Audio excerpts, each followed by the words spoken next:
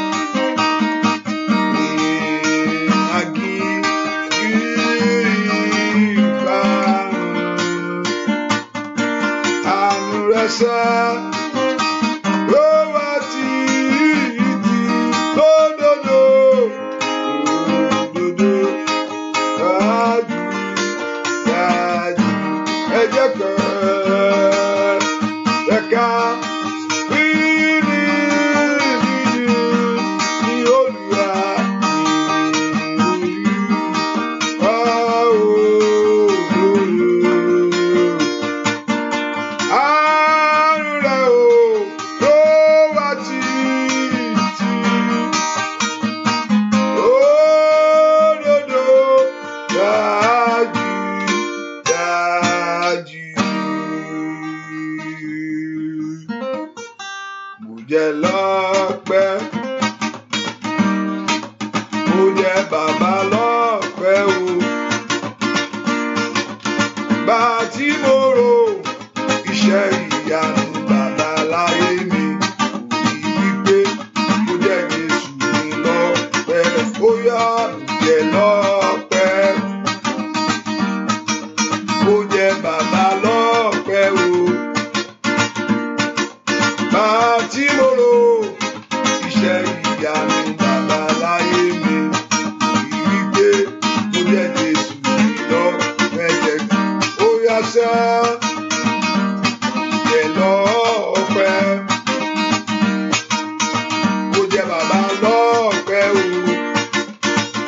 Ó bá tí mo rò iṣẹ́ ìyanu bàbá láyé mi, wípé ó jẹ́ Jésù mi lọ́pẹ́, ó yá sá jẹ́ lọ́pẹ́, ó jẹ́ bàbá lọ́pẹ́ o. Ó yá o nígbà tí mo rò iṣẹ́ ìyanu bàbá láyé mi, wípé ó jẹ́ Jésù mi lọ́pẹ́, ó yá o jọgbọ́n. Bàbá lọ́pẹ́ o. Bá tí mo rò iṣẹ́ ìyanu bàbá láyé mi, wípé ó jẹ́ Jésù mi lọ. Ó yá sọpẹ́ rẹ, jẹ́ lọ́pẹ́, ó jẹ́ bàbá lọ́pẹ́ o. Bá tí mo rò iṣẹ́ ìyanu bàbá láyé mi, wípé ó jẹ́ Jésù mi lọ.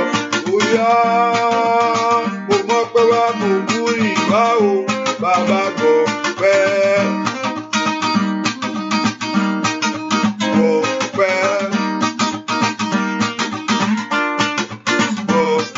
Mo mọ̀ pé wá sẹ́, ọpẹ́ mo mú ìwá sẹ́, ọpẹ́ lórí ọmọ rẹ, ọpẹ́ lórí iṣẹ́ rẹ, ọpẹ́ lórí ilé mi lọ. Ó yá Ọlọ́run mo mọ̀ pé wá ọpẹ́, ọpẹ́ sà, ó yá ọpẹ́ lórí ilé mi, ọpẹ́ lórí ọmọ rẹ, ọpẹ́ mo mú wá sẹ́. Ó yá kó tẹ́wọ́ gbọ́pẹ́ rẹ. Ó yá, ó yá, ó yá, ọpẹ́ ní gbogbo ọ̀nà, ọpẹ́ sà bàbá, ọpẹ́ lórí iṣẹ́ rẹ, ọpẹ́, ọpẹ́ lórí ilé rẹ, ó yá, ó yá, ó yá, ó yá, ó yá, ọpẹ́ ní gbogbo ọ̀nà, ọpẹ́ kò mú wá, ọpẹ́.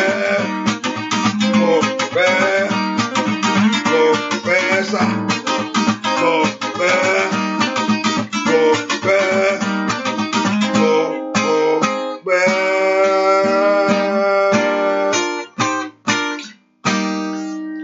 Mo gbàdúrà k'Ọlọ́run kó gbọ́ ọpẹ́ rẹ lónìí.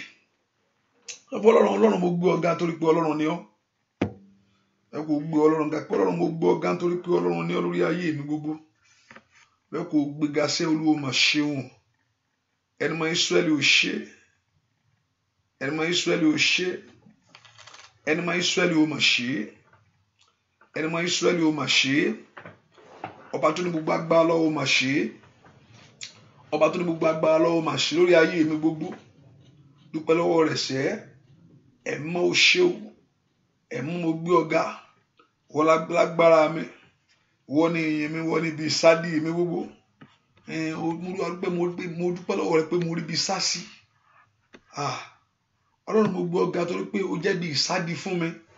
O rí ibi sásí ni o, ọ̀tá ń ṣàyàn ní fọ́rùn o, ọba tó jọ ń ṣọ́ ń fọ́rùn. Dúpẹ́ lọ́wọ́ Ọlọ́run Jésù mo gbé ọ̀gá. Mo dúpẹ́ o jẹ́ kí n rí ibi sásí. Màálà brando ṣe kàtàyàbá. Bí Ọlọ́run ga, Ọlọ́run alààyè, mo rí ibi sásí lónìí. Olúwa mà ṣeun, ó jẹ́ rí ibi sásí láyé. Makali báwo sàtáyà, ìwọ níbi àbòmí agbára mi. Ní kàlí bredo sí kàtàyà. Dúpẹ́ lọ́wọ́ Ọlọ́run alààyè. Ọlọ́run ó mà ṣeun, mo rí ibi sásí, mo rí ibi wọ̀. Ó yá, mo gbé ọ̀gá. ó ṣé Ọlọ́run ìmọ́lẹ̀ gbọ́ àdúà lórúkọ Jésù Kristi Olúwa wa. Sọ fún Ọlọ́run tó bá rí pé mo ṣẹ̀ sí ọ, Olúwa dáríjì mi, ẹ má dárí àṣírí mi jì mí gbogbo, bá gbogbo ẹ̀ṣẹ̀ ran mi tí ń jẹ mí yàsẹ́, Ọlọ́run jọ̀ọ́ dáríjì. Olúwa ro ti ẹ̀jẹ̀ rẹ o, ti ẹ̀jẹ̀ rẹ ní kòrò ní ọdún ìmọ̀ mi lára Olódùmarè, ti ẹ̀jẹ̀ rẹ ní kòrò mọ́ ayé mi sẹ́, ẹ̀jẹ̀ rẹ ní kòrò kọ́ta má gbògo. Olúwa ro ti ẹ̀jẹ̀ rẹ kí ọ̀tá má gbògo pẹ̀fílẹ̀. Olúwa ro ti ẹ̀jẹ̀ rẹ dárí àṣírí mi jì mí, mo orúkọ Jésù dárí àṣírí mi jì mí. Malim predo kakaliaba gbàdúrà Olúwa dárí ẹ̀ṣẹ̀ mi jì mí. Olúwa ro ti ẹ̀jẹ̀ rẹ ní kòrò mọ́ mi lára, ẹ̀ṣẹ̀ mi kí ọ̀tá má gbògo lórí ayé mi, pé wo àti mú mọ́lẹ̀, kí ọ̀tá má gbògo lórí ayé àwọn ọmọ rẹ. Olúwa dárí ẹ̀ṣẹ̀ mi jì mí, ọ̀tá má jẹ́ ó gbògo lórí ayé mi o. Orúkọ Jésù, ọ̀tá má jẹ́ ó gbògo lórí ayé mi, ọ̀tá má jẹ́ ó gbògo lórí ayé mi. Ọmọ Ọlọ́run gbàdúrà Olúwa má jẹ́ kí ọ̀tá gbògo lórí ayé mi gbogbo, náà mi gbogbo. Ọlọ́run alààyè má jẹ́ kí ọ̀tá yọ̀ mí. Màzá kàkàlẹ̀ àbáwò sátà gbàdúrà sẹ́ Ọlọ́run jọ̀ọ́ mo bẹ̀ ọ́, má jẹ́ kí ọ̀tá kó gbògo lórí ayé mi, má jẹ́ kí ọ̀tá gbògo lórí iṣẹ́ mi gbogbo. Àní porúkọ Jésù dáadáa bí tó wà, ọ̀tá ò gbúdọ̀ gbògo lórí ayé rẹ. Porúkọ Jésù, ọ̀tá ò gbúdọ̀ gbògo lórí ayé mi. Má jẹ́ ọ̀tá yọ̀ mí, má jẹ́ ọ̀tá yọ̀ mí, má jẹ́ kí ọ̀tá yọ̀ mí, má jẹ́ kí ọ̀tá yọ̀ mí. Porúkọ Jésù, Ọlọ́run dìde nítorí ọ̀rọ̀ mi sẹ́. Porúkọ Jésù dáadáa, Ọlọ́run dìde nítorí ọ̀rọ̀ mi sẹ́. Porúkọ Jésù dáadáa, ẹ̀mọ́ dìde nítorí ọ̀rọ̀ ayé mi. Porúkọ Jésù dáadáa, má jẹ́ ọ̀tá yọ̀ mí. Mi lájọ tó ti wà ń bẹ, jẹ́ tó ti wà jọ tó ti ń ṣe ńkọ́, kí ló dà? Rága bàbá òsà ìtayàbá, ọ̀tá má jẹ́ ó yọ̀ mí o, ọ̀tá má jẹ́ ó yọ̀ mí. Ní orúkọ Jésù, má jẹ́ kí ọ̀tá gbògo lórí ayé mi. Orúkọ Jésù dáadáa, ẹ̀mí mímọ́, má jẹ́ kí ọ̀tá gbògo ní orúkọ Jésù lórí ọ̀nà mi, má jẹ́ kí ọ̀tá gbògo lórí ayé àwọn ọmọ mi. Orúkọ Jésù, ọlá má jẹ́ ọ̀tá yọ̀ mí. Àwọn ará ò bá gbàdúrà, ẹ̀mọ́ gbà mí o, má jẹ́ ọ̀tá yọ̀ mí. Orúkọ Jésù dáadáa, ọ̀tá má jẹ́ ó yọ̀ mí. Ní orúkọ Jésù, má jẹ́ kí ọ̀tá gbògo lórí iṣẹ́ mi. Ó yá dá sí ọ̀rọ̀ mi sẹ́, gbáre mi fún mi, gbáre mi fún mi, gbáre mi fún mi, lànà àbáyọ fún mi, ṣìyànú ayé mi. Olúwa ṣe tèmi sẹ́. Orúkọ Jésù, ṣiṣẹ́ agbára, ṣiṣẹ́ agbára. Orúkọ Jésù kó ṣiṣẹ́ agbára lórí ayé rẹ. Má jẹ́ ọ̀tá gbògo, má jẹ́ ọ̀tá lẹ́nu ọ̀rọ̀ lórí ayé mi. Gbọ́ àdúà lórúkọ Jésù Kristi Olúwa wa. Orúkọ Jésù, Ọlọ́run mo fi ọ̀rọ̀ ayé mi fún ọ, mo fọ̀rọ̀ ayé mi lọ̀ ọ́, má jẹ́ ojú tì mí. Olúwa mo fọ̀rọ̀ ayé mi lọ̀ ọ́. Ìdí tí yẹn fi ń gbàdúrà ní pé kó ṣàbẹ̀ yan ọjọ́ ọ̀rọ̀ ayé rẹ, kó bẹ́ẹ̀ ṣe náà ló fi fọ̀rọ̀ ẹ lọ̀ ọ́. Ibi kò fẹ́ kó ṣáà dá sí ni. Olúwa mo fọ̀rọ̀ mi lọ̀ kó dá sí ni. Mi wí lásán, mi sọ bí ọ̀rọ̀. Mo fẹ́ kó dá sí ọ̀rọ̀ ayé mi ni. Olúwa mi wí lásán, mo fẹ́ kó dá sí ọ̀rọ̀ ayé mi ni. Mo fẹ́ kó yanjú ọ̀rọ̀ ayé mi sẹ́ni. Mi wí lásán, mo fọ̀rọ̀ ayé mi lọ̀ ọ́. Ọba tó pọ̀ nípa àti agbára, ó dìde nítorí ayé mi sẹ́. Ó dìde ni o. Ó má wò mí ràn. Ọlọ́run má wo ayé mi ràn mọ́. Ojú ò gbúdọ̀ tì mí ní ọdún yìí. Ọdún yìí ò gbúdọ̀ tún mú lọ́mọ́ mi lọ́wọ́ o. Kó má bàa lọ ni mo fi wá ní ìbẹ̀rẹ̀ ọdún. Kó má bàa sọnù mọ́ mi lọ́wọ́, mo fi fọ̀rọ̀ ayé mi lọ̀ ọ́. Má yàrá bàbá ó sàkátà. Kí ayé má bàa béèrè pé Ọlọ́run mi dà. Ṣègbé òní mo fi fọ̀rọ̀ lọ̀ ọ́. Orúkọ Jésù, ó ní ẹni tí ń béèrè ní rí gbà. Màkàlì àbàbò sàtáyà. Mo fẹ́ rí gbà ní ọdún yìí.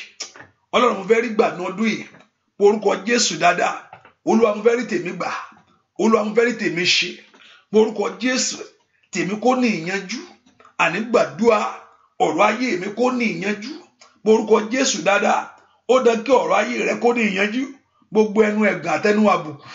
Gbogbo ẹnu ẹ̀gàn àtẹnu àbùkù lórí ayé mi. Orúkọ Jésù, the Lord should put it an end. Yàrá ló ṣàtàyàbà. Gbàdúrà dáadáa. ẹ̀mẹ́ má mo fẹ́ kí ọ̀rọ̀ ayé mi kó ní ìyànjú jẹ́ kí tèmi ṣe é ṣe fún mi orúkọ tèmi ò gbúdọ̀ nira àní gbàdúrà jẹ́ ó ṣe é ṣe fún mi orúkọ Jésù àní jẹ́ ó ṣe fún mi Ọlọ́run gbàdúrà Olúwa jẹ́ kó ṣe é ṣe fún mi kí mi náà di aládé lórí ní orúkọ káàdì mi má bàa ṣì bọ́ orúkọ Jésù Olúwa jẹ́ kó ṣe é ṣe fún mi kí ọ̀nà àbáyọ kó là fún àwọn ọmọ mi láyé àní gbàdúrà Olúwa jẹ́ kó ṣe é ṣe fún mi kí ọwọ́ mi kó tó ohun tí mò ń lé àní gbàdúrà sẹ́ Ọlọ́run jẹ́ kó ṣe é ṣe fún mi kí n lẹ́nu ọ̀rọ̀ ní orúkọ Jésù kí ẹnu mi gbọ̀rọ̀ kí ọwọ́ mi tókè àní gbàdúrà sẹ́ Olúwa jẹ́ ó ṣe é ṣe ní ọdún yìí àyà bàbà kó tàyàbà rákàtàyàbà gbàdúrà ní orúkọ Jésù ó yá kójú má bàa tì mí kí ẹnu ẹ̀gàn rákàtàyà kó má bàa ṣẹ sí mi lára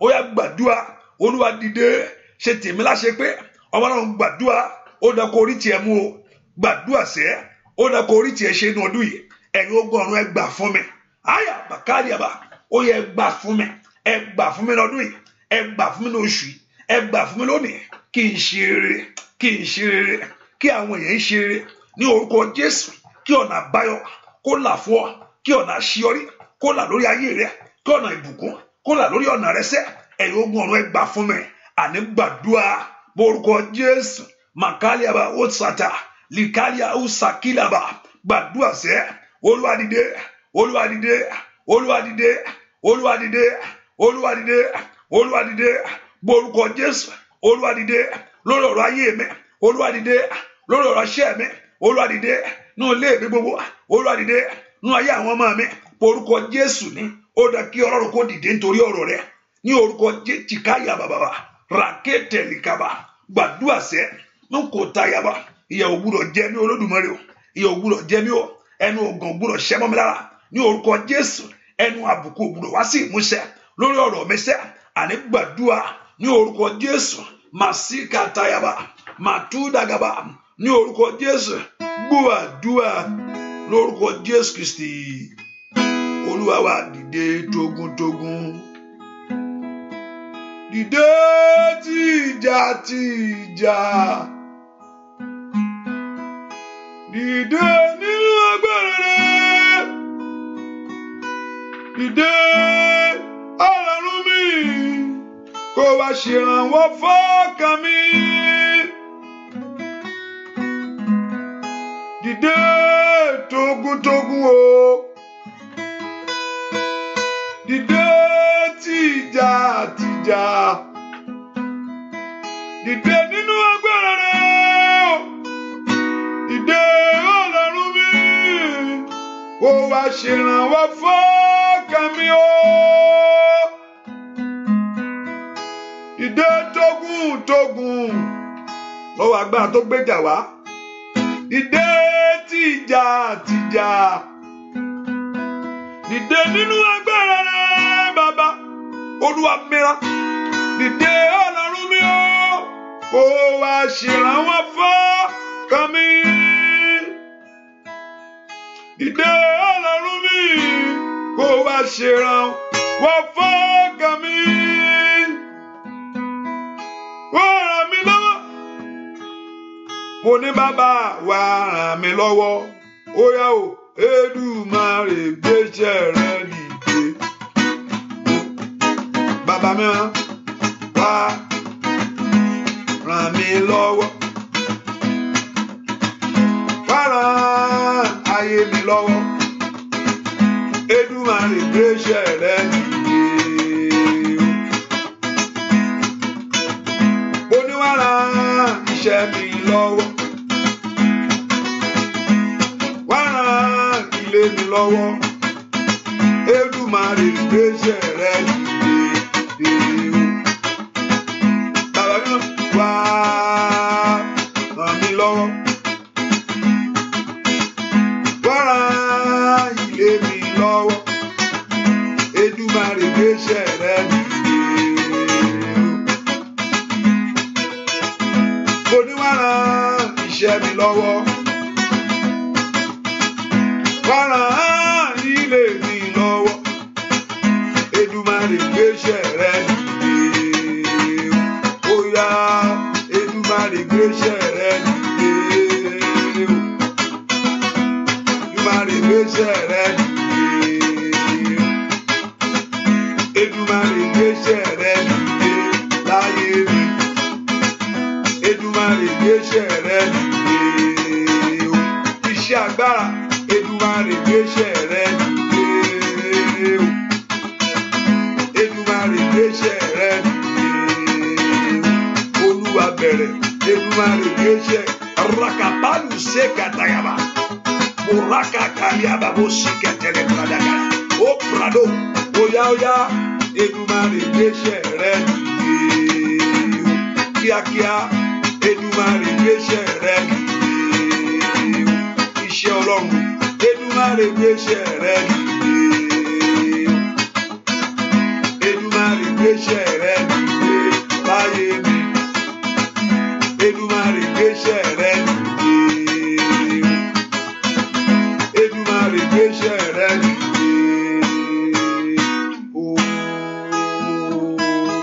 Orúkọ Jésù, Olúwa dé fún ìrànlọ́wọ́ mi. Ìrànlọ́wọ́ ńlá tí ń gbọ̀n yànú dànù. The hand of God, the help of God that will remove shame from your life. Ìrànlọ́wọ́ tí ń ran ayé ẹni lọ́wọ́, tí ń fa orí ẹni sókè. Ìrànlọ́wọ́ ńlá lórúkọ Jésù, èyí tó mú yàn gbàgbé ìkorò àti ìbànújẹ́. Ìwọ ìrànlọ́wọ́ ńlá tí ń ṣí ilẹ̀kùn ńlá fún ẹni láyé. Hai! Makali abawo sata. Ìwọ ìrànlọ́wọ́ ńlá, Mazuka liempredo sata. Tí mú ayé ẹni lu àlùyọ. Olúwa arise, ràn mí lọ́wọ́. Ó rán ayé mi lọ́wọ́ sẹ́. It's time for God to help you. Ní orúkọ Jésù, ó yẹ ràn mí lọ́wọ́. Nínú oṣù yìí ni, in this very month. Olúwa ràn mí lọ́wọ́ nínú ọ̀sẹ̀ yìí, in this very week. Olúwa ràn mí lọ́wọ́. Gbé ìrànlọ́wọ́ dìde fún mi. Send help to me. Lopelo sikatayaba. Gbé ìrànlọ́wọ́ ńlá dìde fún ayé mi sẹ́. Orúkọ Jésù. Olúwa dìde kó ràn mí lọ́wọ́. Dìde kó ràn ayé mi lọ́wọ́. Ẹ má dìde. Arise to help me, O God. Àní gbàdúrà. Ìrànlọ́wọ́ kó dìde fún ayé rẹ. Olúwa gbé ìrànlọ́wọ́ dìde. Olúwa gbé ìrànlọ́wọ́ dìde. Olúwa gbé ìrànlọ́wọ́ dìde. Olúwa gbé ìrànlọ́wọ́ dìde. Ìrànlọ́wọ́ kó dìde fún ayé mi. Ìrànlọ́wọ́ kó dìde lórí iṣẹ́ mi. Ìrànlọ́wọ́ kó dìde ní ọ̀nà mi gbogbo. Gbàdúrà sẹ́. Like God Almighty will arise to help you. Ẹ̀yin ogun ọ̀run ẹ ràn mí lọ́wọ́. Ẹ̀yin ogun ọ̀run ẹ ràn iṣẹ́ mi lọ́wọ́. Ẹ̀yin ogun ọ̀run ẹ ràn ilé mi lọ́wọ́. Ẹ̀yin ogun ọ̀run ẹ ràn ayé àwọn ọmọ mi lọ́wọ́. Àní gbàdúrà. Ó dán kí Ọlọ́run kó ràn lọ́wọ́. Ó dán kó rí tiẹ̀ ṣe ní ọdún yìí. Ó dán kó lu àlùyọṣẹ́. Ó dán kó rí tiẹ̀ gbà. Rakapayaba. This year you must receive your own. This year you must receive your blessing. Porúkọ Jésù. Masidaba bundagaba. Reketilebe. Losikete. Lampredo kapa. Gbàdúrà. Matukata kekete. Matike rekata. Matudekete. Reketelikete. Rakata. Gbàdúrà sẹ́. Ní orúkọ Jésù. Olúwa ràn mí lọ́wọ́. Àní porúkọ Jésù dáadáa. Rekapaluza. Lempredo kapa. Ráyè mi lọ́wọ́. Gbé iṣẹ́ rẹ dìde. Ràn ayé àwọn ọmọ mi lọ́wọ́. Gbé iṣẹ́ rẹ dìde. Ràn ìrìn àjò mi lọ́wọ́. Gbé iṣẹ́ rẹ dìde. Ẹ má gbé iṣẹ́ rẹ dìde lórí iṣẹ́ mi. Ó yá gbàdúrà. Díkàtà lùzàdì. Rèpàlùzàkàtà. Gbàdúrà sẹ́. Olúwa ràn àwọn èèyàn yìí lọ́wọ́. Ìrànlọ́wọ́ kó dìde. Ìrànlọ́wọ́ kó dìde. Ìrànlọ́wọ́ kó dìde. Fún ayé àwọn èèyàn yìí. Ìrànlọ́wọ́ kó dìde. Ní orúkọ Jésù. Ní ọ̀nà wọn gbogbo. Ìrànlọ́wọ́ kó dìde. Lórí iṣẹ́ wọn. Ìrànlọ́wọ́ kó dìde. Mo gbàdúrà kí ìrànlọ́wọ́ kó dìde fún ayé yìí. I pray. Katayaba. Let that be help for you. Let that be help for your life. Ìrànlọ́wọ́ dìde. Dìde. Dìde. Dìde. Ní orúkọ Jésù ti Násárẹ́tì. Mo pa ní àṣẹ lónìí. Kí ìrànlọ́wọ́ kó dìde fún ayé yìí. I pray. Let that be help for you. Let that be help for your life. Ní orúkọ Jésù. Ìrànlọ́wọ́ ti fún ayé ní àbáyọ. Làkàyàbàbò. Ìrànlọ́wọ́ ti fún ayé ní láṣeyọrí láyé. Ní orúkọ Jésù. Ìrànlọ́wọ́ ti gbé ayé ẹni dìde. Ìrànlọ́wọ́ ti dá ẹni padà sí ipò. Fáàkàpà ìlàbà. Lísòkàtà. Lòmbrédò kòpèlìẹ̀. Lòsíndèlébà. Gbàdúrà. Ìrànlọ́wọ́ dìde fún ayé mi. Orúkọ Jésù dáadáa. Ó yá gbàdúrà. Ìrànlọ́wọ́ dìde. Mabua, Mabua, Mabua, Mabua, Mabua, Mabua, Mabua, Mabua, Mabua, Mabua, Mabua, Baba, Mabua, Baba, Ramelo, Ramelo, Ramelo, Ramelo, Ramelo, Ramelo, gbàdúrà kó ràn ẹ́ lọ́wọ́ ní ọdún yìí. Mo ní kó gbàdúrà kó ràn ẹ́ lọ́wọ́ ní oṣù yìí. Gbàdúrà kó ràn ayé rẹ lọ́wọ́. Olúwa ràn ayé mi lọ́wọ́. Olúwa ràn ayé mi lọ́wọ́. Olúwa ràn ayé àwọn ọmọ mi lọ́wọ́. Orúkọ Jésù, when God help you, you will fulfill your dreams. When God help you, things will change. When God help you, things will turn around. Bẹ́ẹ̀ fún ìrànlọ́wọ́, ìrànlọ́wọ́ tí kì í ṣá ní orúkọ Jésù, ìrànlọ́wọ́ tí kì í kẹ́gàn láyé ní orúkọ Jésù, ìrànlọ́wọ́ láì dìde fún ayé mi. Ọlọ́run gbàdúrà, dìde, dìde, dìde, dìde, dìde, dìde, máa bọ̀, dìde, gbé ìrànlọ́wọ́ dìde. Mo ní kó gbé ìrànlọ́wọ́ dìde, gbé ìrànlọ́wọ́ dìde ní orúkọ Jésù, Màtídà bàbá, àní gbàdúrà ní orúkọ Jésù, ní orúkọ Jésù, àní kó gbé ìrànlọ́wọ́ dìde fún ayé mi. Gbọ́ àdúrà lórúkọ Jésù Kristi. Dìde fún ìrànlọ́wọ́ mi o bàbá. Dìde fún ìrànlọ́wọ́ mi o bàbá. Máa wò mí níran, máa kọ̀ mí sílẹ̀. Dìde fún ìrànlọ́wọ́ mi o bàbá. Mo ní máa wò mí níran o, máa kọ̀ mí sílẹ̀. Dìde fún ìrànlọ́wọ́ mi o bàbá. O bá gbàdúrà kọ́lọ́run kó ràn ẹ́ lọ́wọ́, o ti ń dá nìkan ṣe látijọ́ yẹn o. O ti ń dá nìkan ṣe, o ti ń dá nìkan gbé.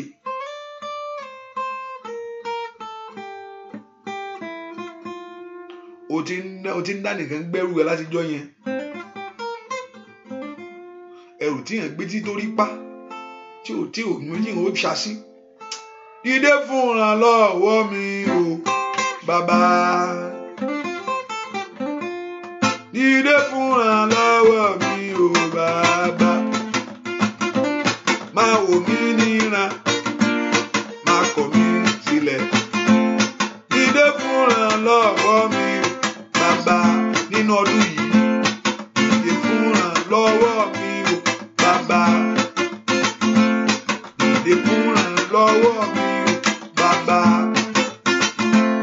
Máa wò mí níran, máa kọ̀ mí sílẹ̀. Dìde fún ìrànlọ́wọ́ mi o bàbá. Dìde fún ìrànlọ́wọ́ mi o bàbá. Dìde fún ìrànlọ́wọ́ ayé wa o bàbá. Máa wò mí níran, máa kọ̀ mí sílẹ̀. Dìde fún ìrànlọ́wọ́ mi óyá óyá. Máa wò mí níran, máa kọ̀ mí sílẹ̀. Dìde fún ìrànlọ́wọ́ mi o bàbá. Máa wò mí níran, máa kọ̀ mí sílẹ̀. Dìde fún ìrànlọ́wọ́ mi óyá óyá kó dìde sá. Dìde fún ìrànlọ́wọ́ mi o bàbá. Dìde fún ìrànlọ́wọ́ ayé mi o bàbá. Máa wò mí níran, máa kọ̀ mí sílẹ̀. Dìde fún ìrànlọ́wọ́ mi o bàbá. Oníwà wò mí níran, máa kọ̀ mí sílẹ̀. Dìde fún ìrànlọ́wọ́ mi bàbá. Bàbá mi máa dìde fún ìrànlọ́wọ́ mi bàbá. Dìde fún ìrànlọ́wọ́ mi bàbá. Máa wò mí níran, máa kọ̀ mí sílẹ̀. Dìde fún ìrànlọ́wọ́ mi bàbá. Dìde fún ìrànlọ́wọ́ ayé wa o bàbá. Dìde fún ìrànlọ́wọ́ mi o bàbá. Máa wò mí níran, máa kọ̀ mí sílẹ̀. Dìde fún ìrànlọ́wọ́ mi o bàbá. Gbọ́ Jeremiah chapter 42 verse 1. Jeremiah chapter 42 verse 41. Say, be not afraid. Oh, yes, come on. Nígbà náà ni gbogbo àwọn olórí ogun àti Johanani ọmọ Karea. Oh, no. Àti Jesaniah. Jeremiah 42, verse 14, verse 11. Yes. Ẹ má bẹ̀rù ọba Bábélì. Bẹ́ẹ̀ni. Ẹni tí ẹ̀yin bẹ̀rù. Bẹ́ẹ̀ni. Ẹ má bẹ̀rù rẹ̀ ni Olúwa wí. Nítorí èmi wà pẹ̀lú yín láti ràn yín lọ́wọ́ àti láti gbà yín ní ọwọ́ rẹ̀. Bẹ́ẹ̀ni, ó ní pé ẹ má bẹ̀rù. Ẹ má bẹ̀rù, ẹgbàá mi wàá rí nǹkan tó wà wájú èèyàn. Ọlọ́run ní kó má bẹ̀rù. Ó ní kó má bẹ̀rù ọba yẹn. Ó ní pé èmi wá láti ràn yín lọ́wọ́. Tí Ọlọ́run bá ràn yín lọ́wọ́, iṣẹ́ ó ṣe. Tí Ọlọ́run bá ràn lọ́wọ́, ọ̀nà àbáyọ ó la, ò ní dààmú mọ́. Àní porúkọ Jésù sẹ́, ẹ̀yin ogun ọ̀run ẹ dìde fún ìrànlọ́wọ́ ayé mi ni. Ó tí yàn gbé títí tó gbé látijọ́ ìtú òrí gbígbé sí. Àní ẹ dìde fún ìrànlọ́wọ́ ayé mi ni. Ẹ ràn mí lọ́wọ́ ni mo béèrè fún. Ẹ fọ̀tálẹ̀ ṣùgbọ́n ẹ̀yin ẹ ràn mí lọ́wọ́. Wáyà bá ṣàtàyàbà. Ó yẹ ẹ ràn ayé mi lọ́wọ́. Ẹ̀yin ogun ọ̀run ẹ ràn mí lọ́wọ́. Ó dẹ́ kí n lu àlùyọ́nú ọdún ìṣẹ́. Ó dẹ́ kí n rí gbígbé gbà sí. Ó dẹ́ kí n rí tèmi ṣe. Ó dẹ́ kí orí mi gbáre. Ẹ porúkọ Jésù. Ẹ̀yin ogun ọ̀run ẹ ràn ayé mi lọ́wọ́. Ẹ dìde fún ìrànlọ́wọ́ ayé mi, ojú ògbúlọ̀ tì mí. Ó náà wọ́n ràn yín lọ́wọ́, ẹ má bẹ̀rù ọba náà. Be not be afraid of the king of Babylon. Whom you that ye are afraid. Be not afraid of him, says the Lord. I'm with you to save you, to deliver you from his hand. Mini breko pinozagabaya. Ani porúkọ Jésù sẹ́. Ó dìde, mo fẹ́ rí ìrànlọ́wọ́ rẹ. Olúwa ràn mí lọ́wọ́. Mo fẹ́ rí ìrànlọ́wọ́ rẹ. Olúwa ràn ayé mi lọ́wọ́. Ọba Ọlọ́run gbàdúrà. Ó bá fẹnu ara rẹ wí tiẹ̀. Ọlọ́run fẹ́ rí ìrànlọ́wọ́ rẹ ní ọdún yìí. Mo fẹ́ mọ ìrànlọ́wọ́. Ohun tó ń pè ní ìrànlọ́wọ́ òwò Ọlọ́run. Olúwa èmi fẹ́ rí ìrànlọ́wọ́ rẹ sẹ́. Èmi náà fẹ́ mọ ohun tó ń pè ní ìrànlọ́wọ́ Ọlọ́run. Ìrànlọ́wọ́ lórúkọ Jésù yìí ń gbọ̀n ìyànú lára ẹni láyé. Ètò ìmú òṣì àtẹ̀gàn kúrò nú ayé ẹni sẹ́. Ọba Ọlọ́run gbàdúrà mi tó wà yẹn. Olúwa jẹ́ kí n rí ìrànlọ́wọ́ rẹ. Olúwa jẹ́ kí n rí ìrànlọ́wọ́ rẹ. Olúwa ràn ayé mi lọ́wọ́. Olúwa ràn ayé àwọn ọmọ mi lọ́wọ́. Ràn ìrìn àjò mi lọ́wọ́. Ọba Ọlọ́run ò bá gbàdúrà mi tó wà ní orúkọ Jésù. Ràn mí lọ́wọ́ láti borí ogun. Ràn mí lọ́wọ́ láti ṣàṣeyọrí. Ràn mí lọ́wọ́ láti tẹ̀síwájú. Ràn mí lọ́wọ́ láti ní ìbùkún. Ràn mí lọ́wọ́ ní orúkọ Jésù láti gba ayọ̀. Ràn mí lọ́wọ́ kó ṣeé ṣe fún mi. Ràn mí lọ́wọ́ ní gbàdúrà sí ẹ. Kọ́lọ́run kó ràn án lọ́wọ́. Ràn àwọn èèyàn yìí lọ́wọ́. Ẹ má ràn wọ́n lọ́wọ́. Àní gbàdúrà ní ọdún ìṣẹ́. Ó yá ẹ ràn mí lọ́wọ́. Ẹ ràn mí lọ́wọ́ tèmi ò gbúdọ̀ gbé. Ní orúkọ Jésù. Ẹ ràn mí lọ́wọ́ tèmi ò gbúdọ̀ sọnù. Ó yá gbàdúrà. Ó dẹ kó kàn mí. Ní orúkọ Jésù. Ó dẹ kiri tèmi ṣe. Ẹ̀yin ogun ọ̀run ẹ ràn mí lọ́wọ́. Gbọ́ àdúrà lórúkọ Jésù Kristi. Olúwa wá ìdí tó fi nídìí Ọlọ́run torí pé nǹkan tó jù ọ́ lówó àjú ẹ. Tí ò bá ṣe nípa ti Ọlọ́run, ayé ju Olúwa ẹ lọ o. Ṣùgbọ́n Jésù tí ń gbénú rẹ, ó ní he that's in me is bigger than in the world. But if there's nothing in you, I mean the world is bigger. But if someone ẹni tó ń gbénú ẹ ló jẹ́ kó jù wọ́n lọ. Òun ló jẹ́ kó jù wọ́n lọ. Olúwa ràn mí lọ́wọ́ agbára tí ń dènà ayé mi. Olúwa ràn mí lọ́wọ́ agbára tí ń fari ayé mi sẹ́yìn. Ràn mí, má wò mí ràn mọ́. Orúkọ Jésù, má wo ayé àwọn ọmọ mi ràn mọ́ kó máa rí bẹ́ẹ̀ lọ. Èmi kọ́ eléyìí o. Èmi ló tì fún eléyìí sẹ́nu ọdún yìí. Eléyìí ò bá mi lára mu, ìyá yóò dá. Mo rí àbàbò sàkáàtà yàrá. Ìyá yóò ń ṣe tèmi, ẹ̀gàn yóò ń ṣe tèmi. Olúwa ràn mí lọ́wọ́. Má wò mí ràn mọ́. Orúkọ má wò mí ràn mọ́. Kójú tì mí. Má wò mí ràn kí ayé máa bẹ̀ pé ìwọ dà ká Ọlọ́run tó ń sọ dàṣẹ́. Háì màkàlì àwòsàìdá. Orúkọ Jésù kó dìde fún ìrànlọ́wọ́ ayé rẹ̀. Gbogbo agbára tó lóun ó ka ayé rẹ̀ mọ́lẹ̀. Ní orúkọ Jésù, gbogbo ẹran ìkàtà ìkàrí àbàbò sàtà. Màlúù tí ń kárí ayé ẹni mọ́lẹ̀. Ní orúkọ Jésù tí ń kẹni. Màlúù tí ń kẹni. Ní orúkọ Jésù kọ́lọ́run kó mú so lónìí. Orúkọ Jésù Olúwa ràn mí lọ́wọ́. màálù tí ń lé ayé ẹni tí ń lé ayé ẹnìkan mò ń gbàdúrà fún yẹn o màálù tí ń lé ọ líkàlì àbábọ sàtìdàbà olúwa múso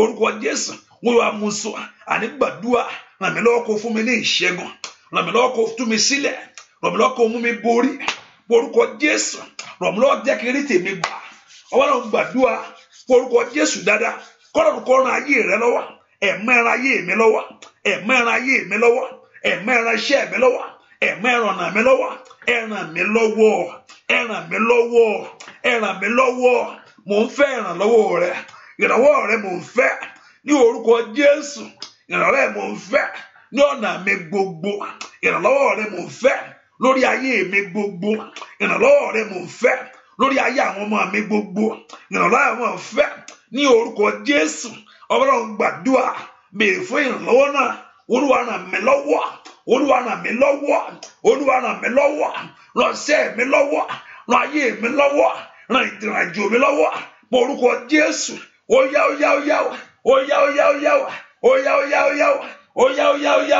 ní orúkọ Jésù ràn mí lọ́wọ́ béèrè fún óyá ràn mí lọ́wọ́ Olùgbàlà gbàdúrà kó ránṣẹ́ lọ́wọ́ ẹ má ránṣẹ́ mi lọ́wọ́ líka brado kapaliaba lembredo kopayaba ẹn tó ràn lọ́wọ́ ló yọ igi láyé ní orúkọ Jésù ẹn tó ràn lọ́wọ́ lórí tiẹ̀ gbà ní orúkọ Jésù ẹn tí ìwọ Ọlọ́run ràn lọ́wọ́ lórí tiẹ̀ ṣe ó yá ràn mí lọ́wọ́ orúkọ Jésù ẹ má ràn mí lọ́wọ́ gbọ́ àdúrà lórúkọ Jésù Kristi Olúwa wá gbogbo ipá tó ní ìrànlọ́wọ́ ò sí fún mi gbogbo ipá tó ní pé ọ̀nà mi ò ní là ní bó ṣe sọ ẹ́ lọ bó ṣe ní kó là làwọn kan dìde bó ṣe fẹ́ gbé òkè làwọn kan ní kó bọ́lẹ̀ bẹ́ẹ̀ ni bó ṣe ní pé kó rí ọ̀nà lọ làwọn kan ní pé àwọn fẹ́ dí ọ̀nà àní kó porúkọ Jésù agbára tí ń ṣiṣẹ́ lòdì lórí ayé mi sẹ́ gbogbo agbára tí ń ṣiṣẹ́ ìbàjẹ́ gbogbo ipá tó kóra wọn jọ nítorí ayé àwọn ọmọ mi gbogbo agbára tí ń dí ọ̀nà mi lọ́wọ́ tí ń di rí ayé mi lọ́wọ́ gbogbo agbára tí ò fẹ́ kí n rí ìyanu sí gbogbo agbára tí ò fẹ́ kí n rí ọ̀nà gbígbà nínú ọdún ìwọ agbára yẹn gbọ́ ọ̀rọ̀ Olúwa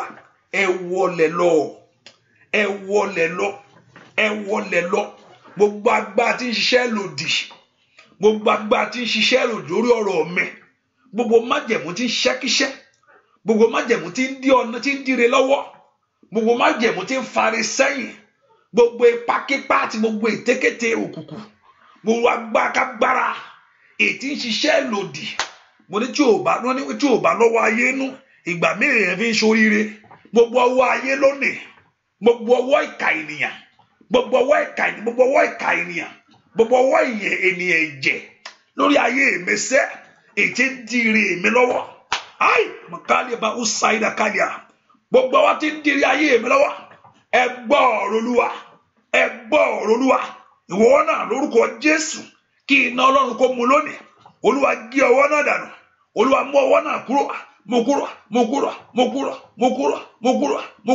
gbogbo ọwọ́ tó dáwọ́lé rí ayé rẹ ní orúkọ Jésù gbogbo ọwọ́ tó dáwọ́lé àṣírí ọdí rẹ ọwọ́kọ́wọ́ ọwọ́ ẹni bí ní orúkọ Jésù ọwọ́ tí ń fa ògo sẹ́yìn ọwọ́ tí ò fẹ́ kí ògo tàn ọwọ́ tí ò fẹ́ kí n ṣe rere ọwọ́ tí ò fẹ́ kí n débẹ̀ ọwọ́ tí ò fẹ́ kí n rí tèmi gbà ọwọ́ tí ń ṣiṣẹ́ ìbàjẹ́ ó yá rákàkàbà ọwọ́ tí ń ṣe ìtúká ai makari paori sira ọwọ́ tí ń ṣe ìdènà ó yá lórí ọ̀rọ̀ mi sẹ́ ìwọ ọwọ́ ìgbọ́ ọ̀rọ̀ Olúwa mokura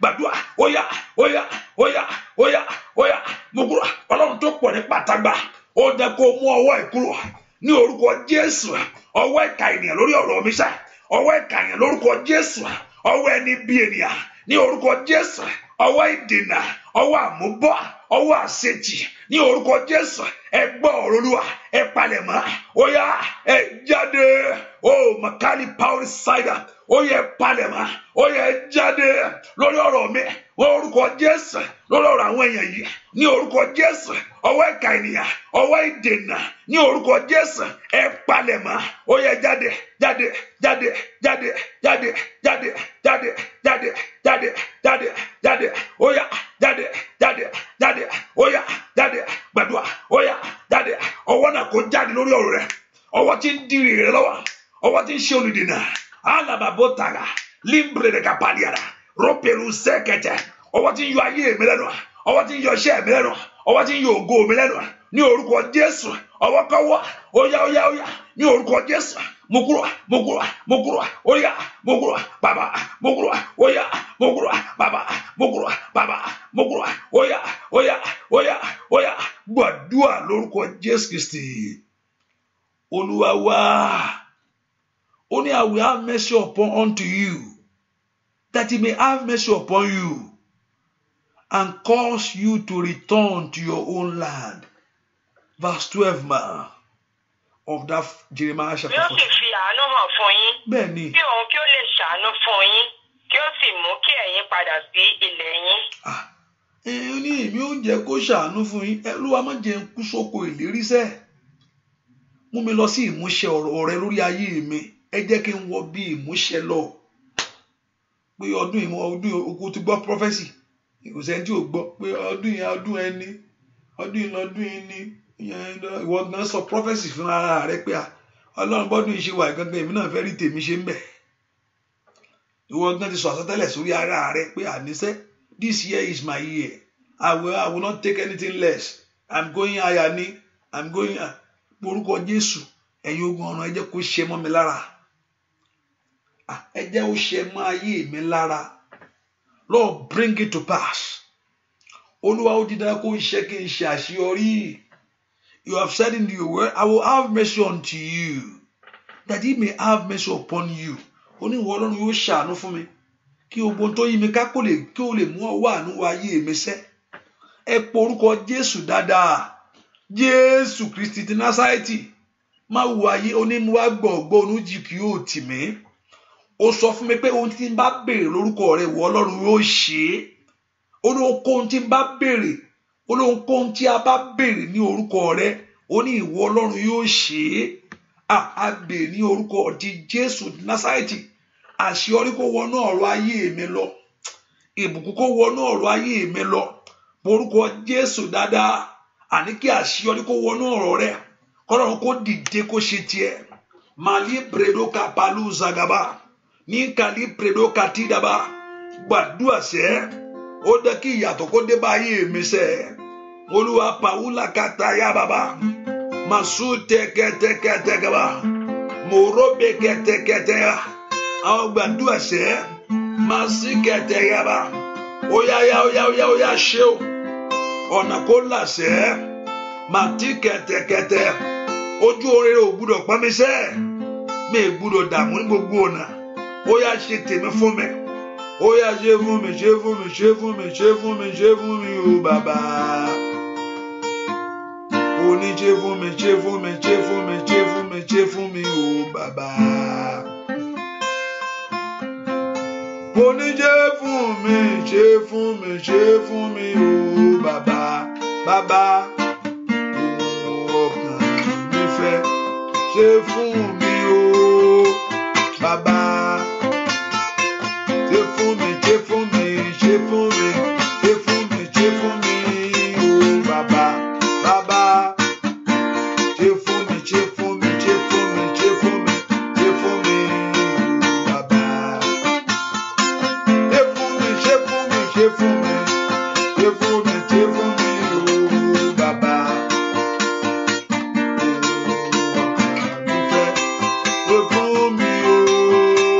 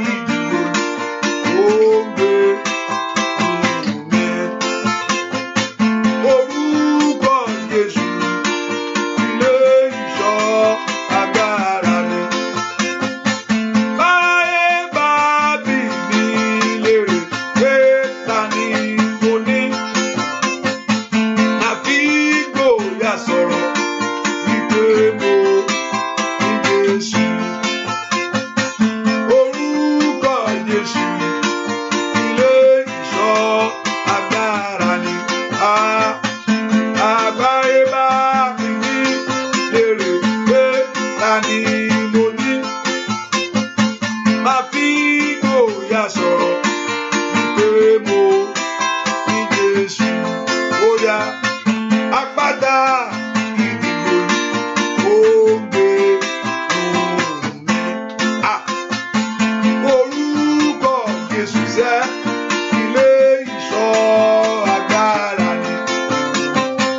Báráyé bá bí ìlérè pé ta ni mo ní ìwọ ni mo ní o. Orúkọ Jésù sẹ́ ilé ìṣọ́ agbára ni. Àpáta ìdìbò ó gbé nù mí. Orúkọ Jésù ilé ìṣọ́ agbára ni. Àpáta ìdìbò ó gbé nù mí. Orúkọ Jésù ilé ìṣọ́ agbára ni. Ó ṣàwọnú rẹ̀. Orúkọ Jésù sẹ́ ilé ìṣọ́ agbára ni. Orúkọ Jésù ilé ìṣọ́ agbára ni. Orúkọ Jésù ilé ìṣọ́ agbára ni. Àpáta ìdìbò ó gbé nù mí sẹ́. Orúkọ Jésù ilé ìṣọ́ agbára ni. Orúkọ Jésù ilé ìṣọ́ agbára ni. Àpáta ìdìbò ó gbé nù mí. Orúkọ Jésù ẹ̀yin ogun ọ̀run ẹ dé fún ìgbèjà ayé mi lónìí. Gbogbo agbára tó mú ayé mi mọ́lẹ̀. Ẹ̀yin ogun ọ̀run lónìí ẹ dìde fún ìtúsílẹ̀ ayé mi. Ó dán kiri tèmi ṣe láwùjọ àwọn èèyàn láyé. Mi ò gbúdọ̀ ìgbà wo wá ló fẹ́ gbádùn? Ìgbà wo ló wá fẹ́ gbà ó ló wá fẹ́ mọ tó fẹ́ ṣiṣẹ́? Ọ̀yá bàbá ó sàkáàtà yábàyà. Lónìí lórúkọ Jésù ẹ dìde fún ìgbèjà ayé mi sẹ́. Ìwọ àpáta ìdìgbòlù rúkà bàbá ó sàdáyà. Ọ̀yá kò dé kó gbèjà mi kó gbọ̀yànù gbọ̀yànù gbọ̀yànù gbọ̀yànù óyá gbọ̀yànù óyá gbọ̀yànù óyá gbọ̀yànù óyá gbọ̀yànù óyá gbàdúrà sẹ́. Gbogbo ẹnu ẹ̀gàn lórí ayé mi, gbogbo ẹnu àbùkù lórí ayé ó tó gẹ́nu ọdún yìí. Mo orúkọ Jésù ó dá kí Ọlọ́run kó gbọ̀n ìyànù lórí ayé rẹ sẹ́. Ẹ má gbè mí níjà kó gbọ̀n ìyànù. Màkàlè bá ó sàtáyà. Àní po orúkọ Jésù ẹ má gbé ayé mi níjà kó gbọ̀n ìyànù kó gbọ̀n òṣì kúrò. Ó yá kó gbẹnu ẹ̀gàn kúrò ní orúkọ Jésù nínú ayé mi sẹ́. Àní gbàdúrà ẹnu ẹ̀gàn láti dópin o. Ọlọ́run gbọ̀n ìyànù lára mi. Ó yá mo kúrò ẹ̀má mo kúrò. Ó yá ìwọ ni mo ní ìwọ ni mo ní o ìwọ ni mo ní orúkọ Jésù làkàpàlìàbà. Gbàdúrà ní orúkọ Jésù ràpàlìkẹtẹ ràkàtàlìàbà. Ó yá gbàdúrà ní orúkọ Jésù. Bọ̀yànù olùgbàlà bọ̀yànù. Àní gbàdúrà let God remove the shame. Ràkàpàlìkẹtẹyà manzukatelia repelutegada. In Jesus' name we pray. I hope those on the phone line, I don't understand what you understand what I'm talking about. I don't know those on the phone line whether you understand what I'm talking about. I don't know if you are. So let me know quickly. You know, if there's no way you can communicate with me. So, but because I'm looking at the number there, so maybe I don't know whether everyone understand what I'm talking about. Orúkọ Jésù sẹ́ lọ́sọ̀ ìmọ̀ ń wò nírọ̀lẹ́ ẹ̀ka tó gbéra dùà. I want you to pray very well. Èso tó mú dání yẹn, that fruit, please, I beg you. You know, I put beg there. At least once a day, take a fruit. For now, if you don't like it, just pray.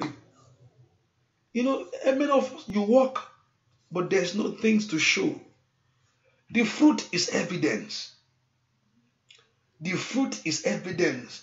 Igi is alive. You are working but nothing to, you work but there's no fruit. Ó ń ṣiṣẹ́ kò léso. Ó wà lórílẹ̀-èdè kò léso. Èso yẹn, the fruit show forth there's something going on in your life. Jésù ọ̀gán gbà tó rí igi yẹn kò réso lórí ẹ̀, ó mú èpè lórí ẹ̀, ó fi ré ni. Ó fi igi yẹn ré torí kò bá èso lórí ẹ̀. Ayé tí ò léso kò ń ṣayé tó ń gbáládùn. Ayé tí ò léso kò ń ṣayé ìdùnnú. Kí èèyàn ṣiṣẹ́, kí èèyàn wà lórílẹ̀-èdè kó má mọ ibi tó yà sí. Tí ò mọ ibi tó dorí kọ. Tí ò wò pé báwo ló ń ṣe fẹ́ ṣe o. Àwọn ẹgbẹ́ rẹ̀ tó dé wọ́n jù ẹ̀yìn ni. Rábà kàbáyà ẹ porúkọ Jésù. Ọlọ́run jẹ́ kí ayé mi léso. Iṣẹ́ mi kó léso ní ọdún yìí. Mi ì gbúdọ̀ ṣiṣẹ́ fún iṣẹ́. Let my life be fruitful, O God. Let my life be fruitful, O God. Mi ì gbúdọ̀ ṣiṣẹ́ fún iṣẹ́. Ẹ̀yin ogun ọ̀run o. Ayé mi ò gbúdọ̀ wà mọ́. Màtó bè tó liaba. Màlú predokata. Àní gbàdúrà ní orúkọ Jésù. Andala babo kapaya bawo kataya. Fọwọ́ kàn mí o. Jésù fọwọ́ kàn mí o. Bàbá fọwọ́ kàn mí o. Jésù fọwọ́ kàn mí o. Bàbá má jẹ́ wá bákan náà mọ́. Fọwọ́ kàn mí o. Bàbá má jẹ́ wá bákan náà mọ́ o. Fọwọ́ kàn mí o. Bàbá fọwọ́ kàn mí o. Jésù fọwọ́ kàn mí o. Bàbá fọwọ́ kàn mí o. Jésù fọwọ́ kàn mí o. Óyá óyá má jẹ́ wá bákan náà mọ́ o. Fọwọ́ kàn mí o. Óyá óyá o. Bàbá má jẹ́ wá bákan náà mọ́ o. Fọwọ́ kàn mí o. Nínú ọdún ìṣẹ́ fọwọ́ kàn mí o. Jésù fọwọ́ kàn mí o. Bàbá fọwọ́ kàn mí o. Jésù fọwọ́ kàn mí o. Óyá óyá bàbá má jẹ́ wá bákan náà mọ́ o. Fọwọ́ kàn mí o. Bàbá má jẹ́ wá bákan náà mọ́ o. Fọwọ́ kàn mí o. Your life will not remain the same. Reka masita yaba lórúkọ Jésù. Óyá óyá ó fọwọ́ kàn ayé rẹ. Má jẹ́ wá bákan náà mọ́ o. Fọwọ́ kàn mí o. Bàbá má jẹ́ wá bákan náà mọ́ o. Fọwọ́ kàn mí o. Bàbá, open your mouth and pray. Let my life be fruitful, O God. Ayé mi kó léso.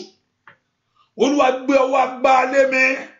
Kí ayé mi, kí iṣẹ́ mi kó nítumọ̀. Táyé bá ń béèrè pé kí ló ń ṣe? What are you doing? Tell me about what are you doing? Ó ní nǹkan tó fẹ́ rí ni. They want to see something in your life. What are you doing? Kí ló ń ṣe? They want to see something. Rábà tó tè iṣẹ́ mi fọ̀hún jáde. Màlú predokata. Let your life speak out. Màlú predokata. Gbogbo agbára tó ní òun fẹ́ sọ ayé rẹ di gbangba. Ní orúkọ Jésù, gbogbo agbára náà kó bàjẹ́ lónìí. Mayaba kakaraka palia. Lembredo ko santa kata. Rambragada yaga. Masuondo rakata. Lónìí lórúkọ ayé mi gbáre.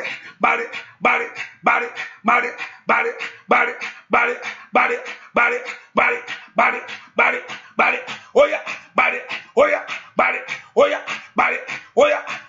You must produce this year. Your life must be fruitful.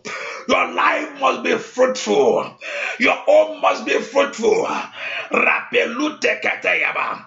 Lambredo kopeluza. Lembreda kaba. In Jesus' name, we pray. I want you to pray and talk to God. Ẹ ká sọ fún Ọlọ́run. Ọlọ́run jọ̀ọ́ nínú àdúrà yìí. Àdúrà kò ṣe tèmi fún èmi náà. Sometimes when you pray to one point and the result has to come. Àdúrà kò ṣe tèmi. Àdúrà ni máa gbà o. Láyé mi yóò fi gún régé. Èmi ò ní dákẹ́.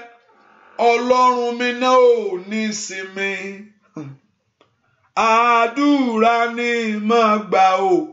táyé mi yóò fi gún régé. Orúkọ Jésù jẹ́ n rí tèmi ṣe inú àdúrà. Father, in this prayer, Lord, do my own for me. Ẹ ṣe tèmi fún mi. Ẹ jẹ́ kí ìrọ̀rùn kó wọnú ayé mi lọ. Let peace of mind, rest of mind enter into your life. Ẹ jẹ́ kí ìrọ̀rùn kó bọ́ ayé mi dàpọ̀. Màkàlẹ́ bá wò ṣáìdà kálíà. Ẹ jẹ́ kí ìrọ̀rùn kó wọnú ọ̀nà mi gbogbo. Orúkọ Jésù, ẹ̀mí mímọ́, ìrọ̀rùn kó wọnú ayé mi. Ẹ̀mí mímọ́, ìrọ̀rùn kó wọnú iṣẹ́ mi. Ẹ̀mí mímọ́, jẹ́ kí ìrọ̀rùn kó wọnú ayé àwọn ọmọ mi. Ọmọ Ọlọ́run pe orúkọ Jésù. Ó dá kí ayé rẹ kó gba ìrọ̀rùn lónìí. Ojú ò gbọdọ̀ tì mí Ọlọ́run. Mercy, I should not be put to shame, my Father. Rapelo taya babo kapa. Malumbre do kopeli kete. Ọmọ Ọlọ́run gbàdúrà porúkọ Jésù. Ìrọ̀rùn kó wọnú ayé rẹ lọ. Àní porúkọ Jésù dáadáa. Ẹ̀yin ogun ọ̀run, ẹ jẹ́ kí ayé mi kó ní ìrọ̀rùn lọ́wọ́. Ẹ ṣàánú mi. Porúkọ Jésù. Ẹ gbà mí Ọlọ́run alààyè. Ojú ò gbọdọ̀ tì mí. Somebody lift your voice and pray. Somebody cry to God. My Father, let shame be far away from my door. Let shame be far away from my house. Porúkọ Jésù. Ìrọ̀rùn kí ayé rẹ kó wọnú ìrọ̀rùn lọ. Kí iṣẹ́ rẹ kó wọnú ìrọ̀rùn lọ. Ẹ̀yin ogun ọ̀run, ẹ dìde fún ayé mi sẹ́. Porúkọ Jésù. Ẹ dìde fún ayé àwọn ọmọ mi. Ẹ dìde ní ìrìn àjò mi. Ẹ dìde lórí iṣẹ́ mi. Ẹ dìde lórí ọ̀nà mi gbogbo. Porúkọ Jésù. Ẹ̀yin ogun ọ̀run, ẹ dìde. Ẹ̀yin ogun ọ̀run, ẹ dìde.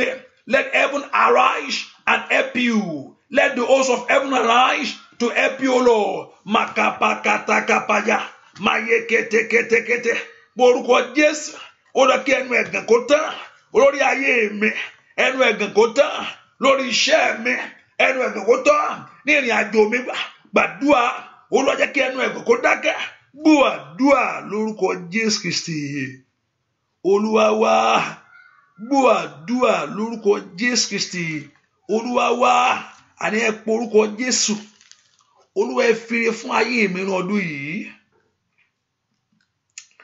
Ẹ fìrè fún ayé mi ní ọdún yìí. Ẹ fìrè fún iṣẹ́ mi ní ọdún yìí. Ẹ fìrè fún ayé mi ní ọ̀nà gbogbo. Morúkọ Jésù, ẹ fìrè fún ayé mi. Mali predo katayaba.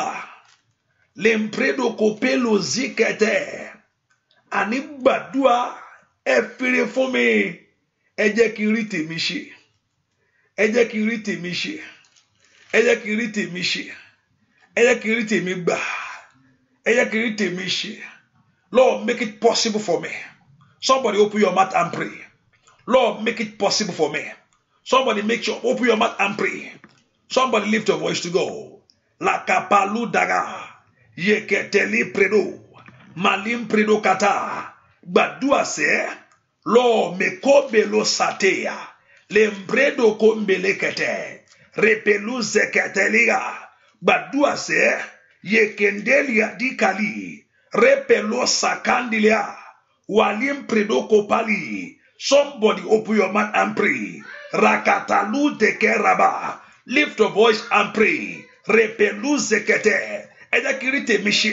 Malum predo kata. Malum predo kati. Arabakata. Yeketelepe. Ropeluza. Egbadua se. Olúwa jẹ́ kí rí tèmi ṣe. Nínú ọdún iṣẹ́. Ní orúkọ Jésù. The Lord should make it possible for you. Matobe toliada. Gbàdúrà se. Repelonte likete. Repelonte likete. Buadua lórúkọ Jésù Kristi. Olúwa wa. Genesis chapter 40 verse 13 to 14. Genesis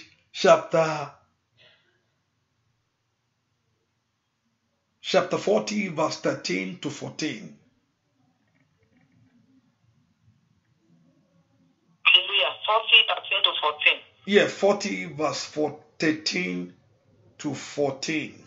Or you can go to 15. Ní ìjọ́ mẹ́ta òní, Bẹ́ẹ̀ni. ni Fáráò yóò gbé orí rẹ̀ sókè, yóò sì mú ọ padà sí ipò rẹ̀.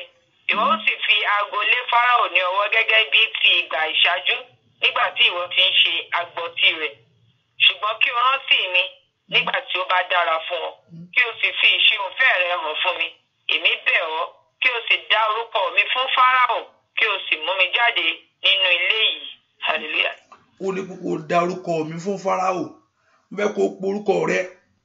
Bẹ́ẹ̀ kó porúkọ rẹ̀. Olúwa jẹ́ kí orúkọ mi, let my name be mentioned in a great place. He said to him, he said, within 3 days that the Pharaoh shall lift up thy head and restore thee unto thy place. Yóò dẹ padà sípò. That the Pharaoh shall restore thee back to the place that you're supposed to be.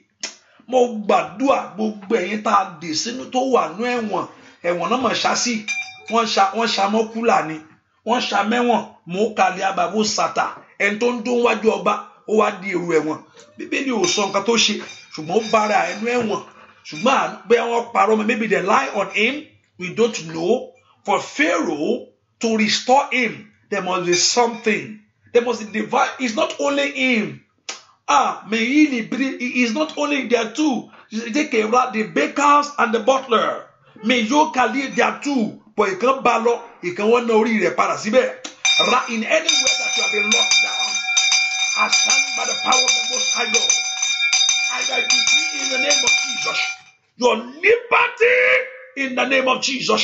Mo pàṣẹ fún ìtúsílẹ̀ ayé rẹ.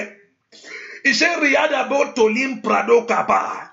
He said, within the 3 days shall Pharaoh lift up your head and restore thee to thy place.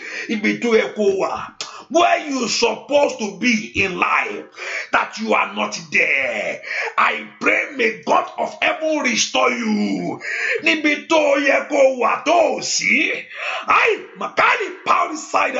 I decree by the power of God, let God of heaven restore thee. I decree and I declare, mo pani àṣẹ ní orúkọ Jésù, ibi tó yẹ kó wà yẹn tí ò sí ńbẹ̀, ọ̀run kó mú ọ lọ bẹ̀ padà. Oya wọ bí ayọ̀ rẹ lọ. Rapalu dagaba. Oya wọ bí àṣeyọrí rẹ lọ. Ní orúkọ Jésù. Oya wọ bí ìbùkún rẹ lọ. The man supposed to be in the palace, but so brain no men no kata, but the man was found in the prison. Inú ẹ̀wọ̀n láti bá. Oh, makaba dote. Lembredo kopelo zada. I decree by the power of the Lord Jehovah God, where you supposed to be, that you are not there.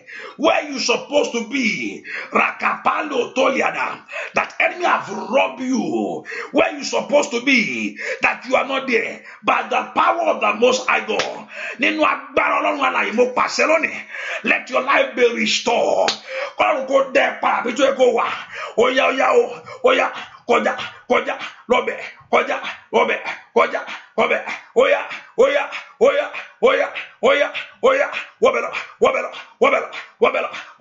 enter that place now, where you supposed to be. Repelu teketeya, walimbrekata, as a mother, as a father, as husband, wife, children, rapelo tekete, rapata, as a workers, repete. As a child of God, where you supposed to be, that you are not there, I demand it by the power of the Most High God. Go now, enter that place. Even to echo waganda, oya wabelo,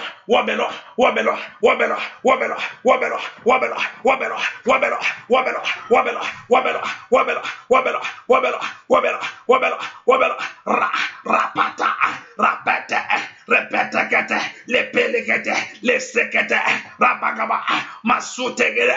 I decree, enter the place now. Enter where you're supposed to be in life. In the name of Jesus, go there now. The man was restored, and thou shalt deliver to Pharaoh thy cup. Things that he was born to do, the heaven restored back to him.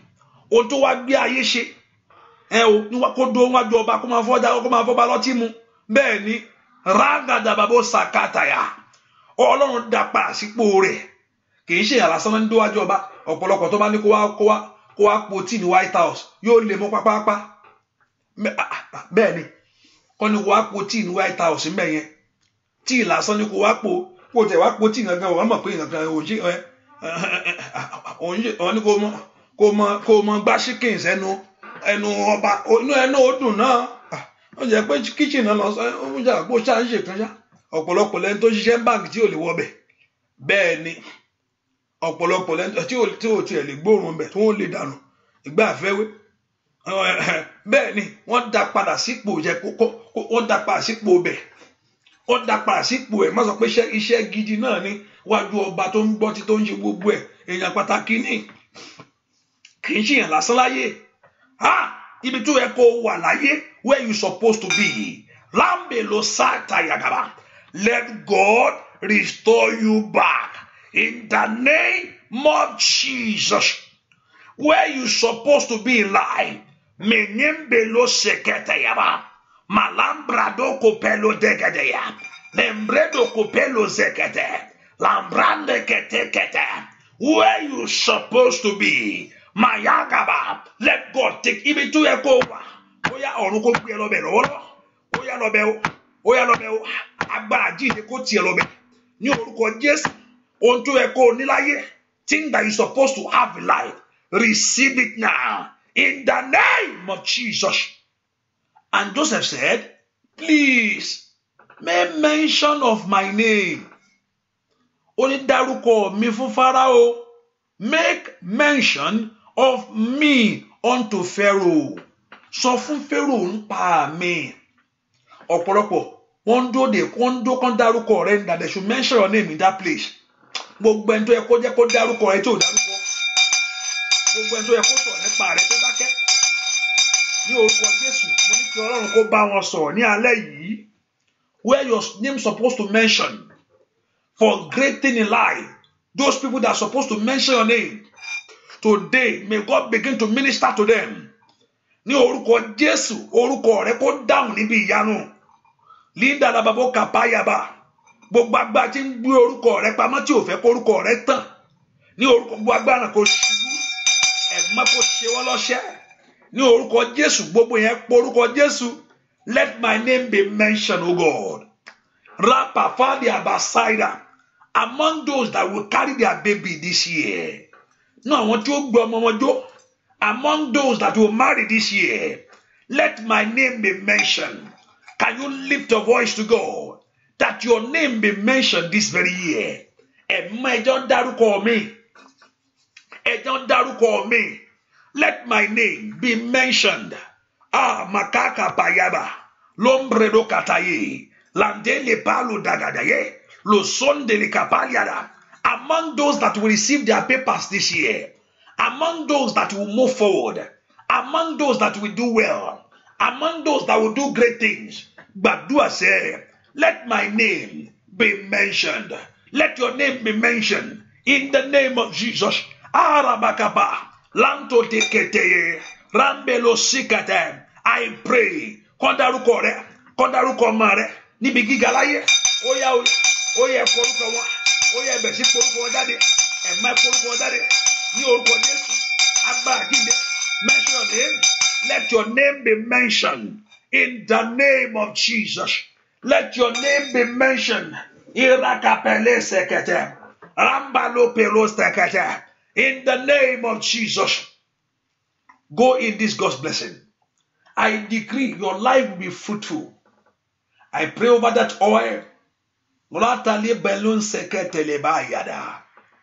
the hand of God touch the oil. But the power of God touch that oil. In the name of Jesus. Let the power of God touch the oil. Touch the water. Touch the handkerchief. Let the supernatural of God go on relo. Agbára ìwòsàn. Agbára ìtúsílẹ̀. Agbára ìdáǹdè. Limbrendo kopelia. Sundedia. Wa ilabide. Soterikete. Kó wọnú omi ẹ lọ. Kó wọnú omi ẹ lọ. Kó wọnú omi ẹ lọ. Kó ní ìṣẹ́gun. Kó ní ìṣẹ́gun. Ojú ò gbọdọ̀ tì ọ́. Ojú ò ní tì ọ́. Rapataye. You will not put to shame. The Lord will help you. The Lord will lift you up. Rakapaye. In the name of Jesus. The lifter of your head will lift you up. The Lord will remember you. The Lord will favor you. The Lord will do you good in this year. Your name will be mentioned. I pray in the name of Jesus. As you pray before the Lord, As you lift up your voice before him, I pray, may you receive the request. Bó ṣe gbójú rẹ sókè sí Ọlọ́run alààyè, ìbéèrè rẹ kó rí gbà. Ọlọ́run kó dẹ lóhùn lórí ìbéèrè rẹ. Ọlọ́run kó dẹ lóhùn lórí ìbéèrè ayé rẹ tó béèrè. May God supply you your request. May God grant you your desires. May God supply you your request. Ibi tó ti ń wá Ọlọ́run, where you are believing God, where you are trusting God, in any area that you are looking unto God, may God Almighty surprise you. May you see the power of God. May you see the glory of God. I pray, let God turn things around for you in this year. Thank you, our good God. Thank you, great God. In Jesus' name, we pray. Can I hear that amen very well? Amen. Now ask God for what you need. Tell the Lord and say, Lord, do this for me. Somebody pray and tell the Lord should do it for you. I don't know what you are trusting God. I don't know what you are believing God for. Just omi wọn kan tó ń gbà ládùúà níwájú Ọlọ́run. Orúkọ Jésù, Olúwa má tèmi ò gbọ́dọ̀ jẹ́ ìyà ni. Má jẹ́ ayé pè tèmi ń yà. Má jẹ́ táyé pè tèmi lóṣì. Má jẹ́ ayé pè tèmi lẹ́gàn. Ọwọ́ Ọlọ́run múra kó gbàdúrà kó béèrè lọ́wọ́ Ọlọ́run ire rẹ sẹ́. Ire rẹ kó wọlé. Kí gbogbo ojú rí o láyé.